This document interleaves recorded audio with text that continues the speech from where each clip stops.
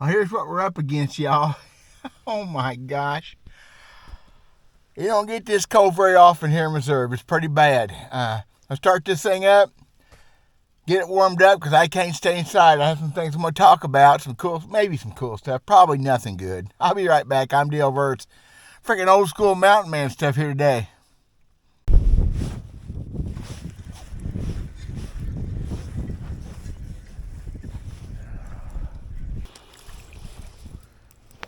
Well, I guess.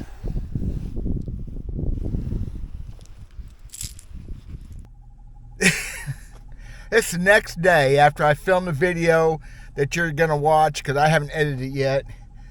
Got some sunshine on my shoulders. Don't make me so happy. At least the sun's out. I can't read. Sun's too bright. What is it? I really can't see it.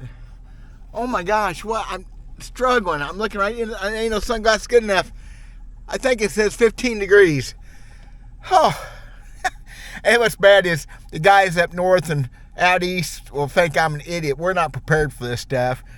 Didn't get near as bad as what they got up north. The point of this is, real quick, the video's going to suck. I'm going to do it anyway. I'm just trying to do something that's interesting, maybe something people haven't seen before or haven't seen talked about. And I'm a little bit embarrassed because as I thought about what I talked about yesterday, how horrible it is to do a fishing video about a lure while I'm sitting inside a truck. I like to do things on the water. I'm going to keep on doing some of this stuff. I may be done tournament fishing, but I'm not done talking about bass fishing. So, hope you guys like this. I got work to do. I've been stomping around this last couple hours, shoveling snow, ice. Oh my gosh, it is pretty though. Thank you guys. Appreciate y'all watching. I really do. I guess most of the country is getting a dose of this. 24 degrees and my smart truck says ice on there. No fooling. I can't stand holding still. It's 12:30. I'm going to take my black powder gun and go to the woods for a little bit. It's only 30-mile-an-hour winds, 24 degrees. It's still spitting ice, still spitting rain and sleet. We've had no snow at all. And I guess we've got it good compared to just a little bit north. But I'm going to do a quick talk about something. If I get my hand, I'm going to have to put gloves on. I've been beating my boat cover off. That boat cover's not going to survive this. About a 1/4 inch of ice. So I'm going to talk about something that we all dear and love. All of us love a bunch, right? I'm going to talk about that in just a second. And then I'm going to go out in the woods for a little bit with my rifle. And that'll be a different video on my Hickbilly Outdoors channel. Because I'm just crazy. So, trying to think of something to do today. I can't stand holding still. I can't stand being inside. It won't be outside very long. It's miserable. It did come 25 degrees though. It's a heat wave. I got more clothes. I got so many clothes on. I'm gonna go walk around the woods a little bit. It won't kill me. I got some beef jerky. I got the trail food. I've been thinking a little bit as I'm fishing lately. Now I'm not good enough fisherman, of course, anymore to teach anybody anything. But I do know some stuff about jerkbait fishing. And Randy Blockett covers jerkbaits as good as anybody on the planet. And Randy is absolutely correct. Jerkbaits are the most intricate form of bass fishing there is. The variables that come into play to make a jerkbait work that way it needs to work any given day, heck, any given hour, it changes. And I'm not good at keeping up with it anymore. Size of the bait, retrieves, that's what we're going to talk about some. Colors, there's a bunch of things come into play. But there's things I've never heard talked about. I don't watch a lot of YouTube videos, so I can be wrong. But suspending jerkbaits, everybody wants their bait to suspend, including me to a degree. But why do you want your bait to suspend, to hold in one spot in the water? I'm not going to say water column. Water column sounds weird. Why do you want your jerkbait to stay in one spot? Anybody got it? Show of hands? How about nobody? Well, theoretically, it's to take cold water bass who are lethargic and can't move very fast time to get a hold of the bait, make up their mind. Guys, that's a bunch of buoy. Bass swim extremely fast any color water, any color, any I'm cold any water temperature. I've had a bass hit a jerkbait in early February on top. I threw a jerkbait out next to a bluff years ago, and it tangled up. I gave it a yank, and about a 3-pound Kentucky bass took a swipe at it. 39-degree water. So don't tell me. But suspending jerk baits do work, and sometimes work exceptionally well. And the colder the water, the more I'm going to want one to suspend pretty good. The reason being, though, is not that it's sitting there and that fish just going crazy. The thing is, the suspending baits, you can fish them slower and leave them in that right spot at right depth. That sounds oversimplified, but that's a fact. You can leave them alone, fish them slow, and they don't pop up. My favorite jerkbait on the planet is not a cold water jerkbait. It's a bomber long A. That sucker's got buoyancy. It pops up. So in water temperature 50 to 58 to 60 degrees, whatever, when you yank it, it bounces up quick. It makes a fish bite. It's a great warm water jerkbait in current situations. As a matter of fact, in 1987, I fished a BSS Federation Championship on Chafalaya Basin, Louisiana. And a guy has watched this before who fished me that first day. Awesome. If he remembers, I caught a couple of my keepers that day on that long A. A gold mirror fish, that tannic acid water, and that moving water in those bayous the fish never seen. I guarantee I was the only guy down there threw a jerkbait in that tournament. It's a swamp. One year, Kentucky Lake, Redman Regional one year.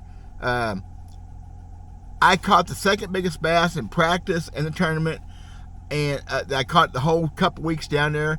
And my second day, I think I weighed in 3 keepers on that long A. Covering water with it, yanking the heck out of it. It's just a super bait. But that's warm water, or warmer water. Water over 50 degrees, and all the way up to, well, that bayous down in Chafalaya is probably close to 80 degrees. It is just the way you do it. So the suspending bait works in colder water. The colder water, the more I want that bait to suspend perfectly. We're going to talk about that too, because here's what I've never heard anybody really talk about other than what we just talked about. Maybe people haven't talked about that either, but I don't watch a lot of YouTube videos on this. Have I told you that? Over the years, we did everything we could to get those baits to suspend. We wrapped solder around the hooks. We glued weights to them. They come out with those suspend strips, which I still use that stuff to this day. I got a roll of that lead tape that they use to tape up the walls in x-ray labs, and I use it to this day. How necessary is it? Colder water, more necessary, but it's not so much for fishing the bait slow in one spot. It's for fishing it slow on a retrieve. So just try to remember that. It's for leaving the bait in the strike zone longer. That's simple. Another thing, though, I don't hear anybody talk about is this.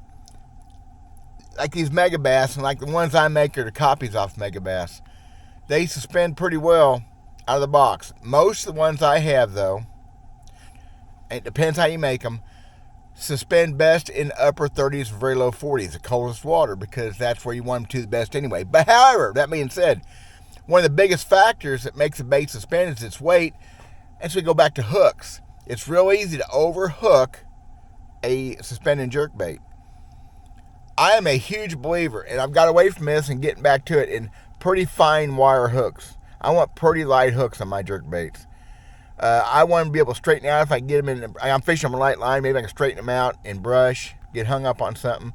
But the lighter wire, now I don't believe in strike issues. People put red hooks on baits and worry about fish, freaking Alabama rigs. I don't worry about the fish seeing the hook.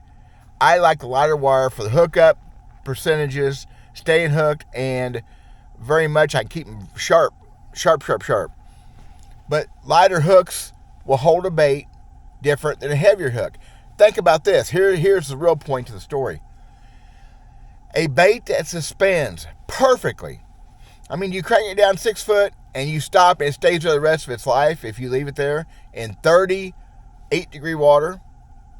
Will not do it in 44-degree water. No. Colder the water to about, 33 degrees. The colder the water, the denser the water, the more it pushes against the bait. That's my theory. I'm pretty sure I'm right. You take a jerkbait that suspends perfect in 50 foot of water, 50-degree water. I'm cold, man. I can't feel my hands. 50-degree water is gonna sink like a rock in 36-degree water, right? Because, is that what I just said? You're not paying attention. the fact is, if you want a bait to suspend perfectly in cold water, it needs to be, those baits need to be set up for that cold water, because it needs to be a little bit heavier a bait than you'd have in warmer water. Now, warmer water, I'm not saying suspended baits are bad. Once in a while, I think, especially when you're yanking and you see a fish, stopping it makes them bite. I'm not worried about that so much. I can tease them into it usually, or throw to a different fish. I'm more worried about, in a real cold water, keeping the bait slow, moving in that right spot. And so a bait that you set up all your baits to suspend in 45-degree water, you're going to have issues in 36, 38-degree water. Now, if you don't ever fish water that cold, I don't know what I'm talking about to you. What are we talking about? Anything important? So I just want you to think how many baits you can have. I mean, I've got boxes of jerk baits. And I have one box that's kind of tuned for colder water. It has, some of them baits are old. Some of them are old, the old Rogue. And I have them set up for that upper 30, which we don't hardly have anymore here in Missouri. We may have it keeps this up because there's still no thawing happening. I'm going to keep that box on hand, because I think when the fish gets tough, it's not so much about leaving a bait in one spot. It's about leaving it in that one strike zone, that one depth that works, and having a confidence that it's there, that it's working. Now, that whole thing of letting it sit, man, we've all done it. Well, all us older guys. I have let a bait sit unmoved as long as, seriously, 45 seconds. And that's hard to believe. You can't believe how long that is. I have set a rod down and went back and grabbed a sandwich or got a drink. And I've caught some amazingly good bass doing that. Is it a viable technique all the time? Probably not. But I've done that, and so it's hard not to try to do it. But I figured out that the biggest secret is keeping the bait where the fish is, or close enough, and that it doesn't float away from or sink below them. In all truthfulness, if I had my choice of a bait, a suspending bait, not suspending, if a slow float up or slow sink down, I'm going to take the sink. Because I'm jerking the bait, I'm fishing the bait back, jerking it, whatever, and I'm going to be bringing it up a little bit. Where a floating bait, I got to keep pulling it down. That means you got to fish it faster. I'll take that bait that sinks slowly over one that rises slowly. In cold water, I don't want it to rise fast. I just don't want that at all. One other thing about my jerk baits that I don't have figured out is I wish that my jerk baits didn't have rattles mostly. I don't like noisy baits, and finesse fishing in the wintertime, that's what you're doing with a jerk bait. I've thought about trying to sacrifice a couple and drilling a hole in them and maybe putting some super glue or some epoxy in there and getting them beads to lock in one spot. Of course, putting in the wrong spot, the castability may go away, the bait may not suspend right, or action may go away, I don't know. Just sacrifice a couple and find out. But drill a hole in the belly, get them things, put a little grease in there, put a little sticky in there, and anybody try that? Would that work? This bait here, I held up, that's an oldie, that's a Rogers lure. It's made out of foam. Super baits. They were hard to find, the good ones. They weren't all good. That was a great bait at the time. No rattle, quiet, and just, if you found the right ones, I'd love to find the right ones. They finally went to a plastic, and they weren't as good. But those foam, injected foam were awesome. So I want sharp hooks. I want a bait that doesn't rattle as possible. I'm not worried about suspending as much as a bait that doesn't bounce up in cold water. The warmer the water, the more I want that bait to pop back up every time I jerk it. I want that bait to move. I want that bait to elicit strikes. In cold water, it's about leaving the bait alone. Something else to do to my jerk baits in the wintertime, ones with light wire hooks, which that one actually don't have light wire hooks. That's actually a warm water jerk bait, though. This one is warmer. I put the Ozark twist, the Osage River twist to them.